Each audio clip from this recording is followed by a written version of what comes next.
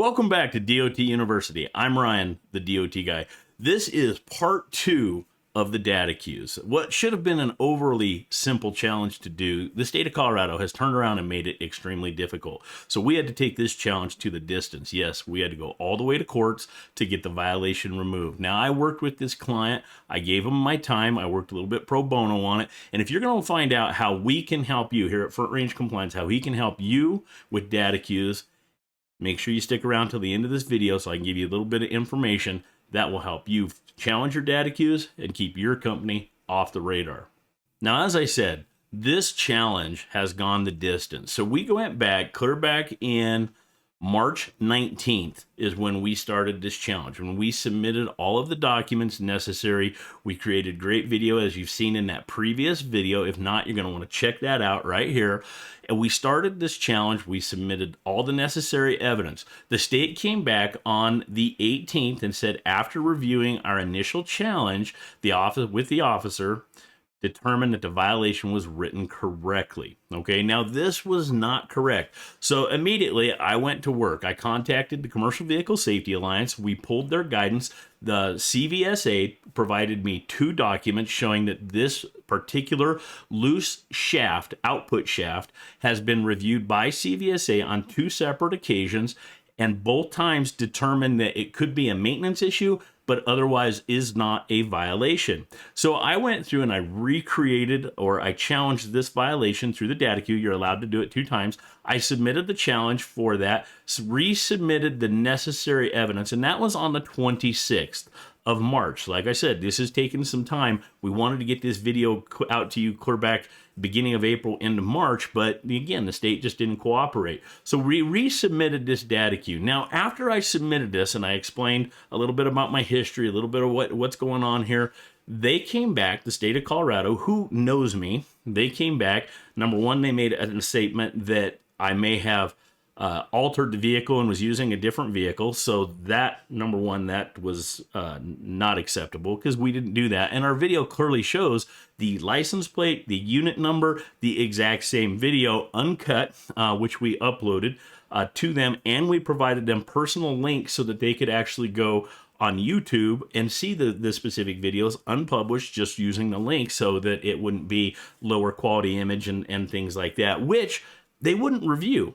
So when you have to do a video evidence to DataQs, in order to get it at the 5 megabit allowed, you have to substantially limit the quality of the video. So, like I said, we supplied them the links, and they didn't like it, or they chose not to review it. Instead, they just spoke with their officer, who turned around and said, it is correct. So you can see on the 30th of March, they responded and said, after my chain of command reviewed it, they didn't do a DataQ change. Okay, so fine, they didn't do it. Now you can see all the evidence that we put forth for this particular challenge. We submitted multiple statements. We submitted the CVSA guidance and the CVSA rules and regulations that state that this is not a violation. And they did still stand by their decision and not challenge that.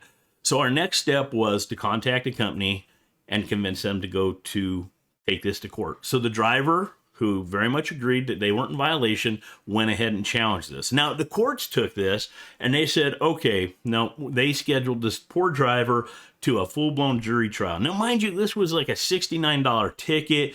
They're doing a jury trial now. Now it's out of my wheelhouse, right? I'm not a lawyer. I'm just a DOT compliance rules and regulation expert. So we said, okay, hey, no problem. They went ahead. They hired their corporate attorney. They went in and they started handling this. I submitted to the courts my CV and my findings, and then we did get a dismissal. Now, we submitted all those documents clear back in March. We convinced the company and the driver to go to court. Okay, they submitted this for trial. There were several hearings. I didn't have to go to them, but I was providing some guidance on handling this. They hired their lawyer. The lawyer submitted some motions, and after reviewing with the district attorney my CV and my documents of evidence, the court did dismiss this. Now, this took, again, a few months. So on July 12th of 2021, they went ahead and dismissed that. And that's what we have here. So in this data queue, we're going to go ahead and submit this, resubmit this back to the data queues and request them to remove it, and they will. So to go through and resubmit this, we're going to go ahead and add a response, and that's going to bring us down to this. Now, just so y'all are aware, you only get 2 responses that you can add to this. So we're going to go ahead and try it this way, because it will not give us, because we requested it be reviewed, they will not give us an option to have this reviewed again, right? So we're going to try to submit this data queue, and I'm also going to be emailing the document to the captain of the Colorado State Patrol Motor Carrier Safety Unit to see, so that they can go through and dismiss this violation. Okay, so I went in and I added the response. We selected the violation. We typed in the violation cited under CRS as Colorado Revised Statutes 424235 has been challenged in Morgan County courts and dismissed. Unable to have this request for RDR, that's request for data review, reopened due to the previous challenge in March. Please review the attached documents and remove the violation from the carrier's inspection and safety profile. I will additionally be providing this information to the Motor Carrier Safety and Port of Entry Command. If you have any questions, please feel free to reach out to me directly. Thank you, Ryan Byers, and then my phone number there.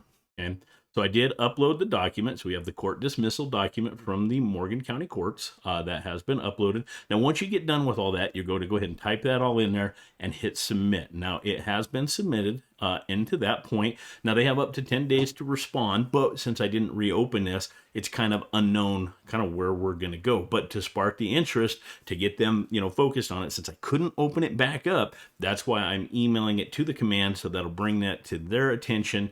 And they can, of course, direct that, to the individuals that handle the data queue for the state. So we should hear back within the next couple days. We'll come in and we'll wrap this video up for y'all.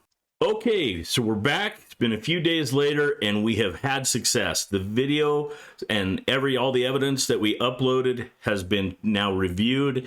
After we went to court, we uploaded those documents showing that the courts dismissed the violation, and we are good to go. The violation has been removed. So let me kind of explain the process now. So when we go to the Action Data Queue Challenge, this is the response list after I'm logged in and I went back into the data queue through the portal and accessed it just as I had demonstrated in the previous video.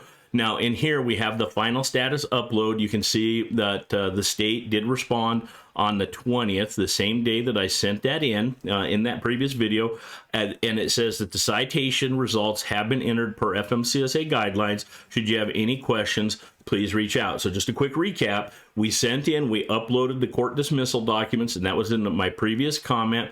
We sent that in, resubmitted it. I couldn't reopen the challenge, so I was kind of unsure because I already tried challenging it 2 separate times. I was shot down on both times, so we had no choice. We took this one to court, and we have success. It's been removed. So if I kind of walk you through some of the systems, when we go into the safety measurement system and you scroll down, I'm going to kind of start a little ways down just so we don't have to worry about blurring company information and that kind of thing. But when we go into the violations and open up the history, the inspection history, you'll be able to see that we do have the one violation listed in there on the 27th, on 1/27 of 2021. So in January, when they got that original violation for that steering, this is what it was listed as: steering components worn, welded, or missing, out of service. Now, SMS takes about 30 days to upload, and it'll upload at the end of the month or shortly after the new month starts. So here coming into August, we'll get an upload, and then this violation will change. Now, just kind of to show you, when you scroll back up to the top of the motor carrier's information, when it shows their out of service rates, you can see here it has been uploaded already here, or updated with that, because it'll show vehicle out of services. There are 0. So even though it's still showing below, they've taken it out of the statistics. You can also confirm this by looking at Safer. So when you open up your Safer web and you look at the company snapshot, and then you scroll down to the inspection data, inspections and crashes that we have down below here, you can see right here that they have 2 vehicle inspections with no out of service violations. So we have seen that removed. Now on the inspection report, they did not go through and upload the inspection report for me. So what I did was I entered through the FMCSA portal, and I went to the inspection history and pulled up, you know, their inspections during that time frame and saw what was printed out there. And this is what it looks like. Now, when you download the view of the inspection report through your FMCSA portal, this is how you're going to get it. Now, remember, you always want to go through and request the original copy of the inspection report that they have edited, and you have to keep that on file with your previous inspections for the next year, 365 days. So make sure that you request a copy of that if they didn't already upload it. Sometimes they're pretty good about uploading it, and then you can just download it from those documents, and then you'll have the current inspection report. I will still go through and do that, but I'm not going to demonstrate how to do that for you guys. You would just do it the same way you added your documents before. Now, with this one, okay, you can see when we scroll down, I did redact it. I want to make sure I protect the identity of the driver and his personal information, as well as the motor carrier's information. But when you scroll down to the bottom of this, this is how they went through and listed. So they don't remove it off of your inspection report. It's still going to stay on there, but it will not be calculated into your overall safety score through the safety measurement system, which is actually really nice. So you can still have the steering violation. It was showing it's out of service, but the citation result is listed as not guilty and dismissed because we had it removed. So that is absolutely outstanding.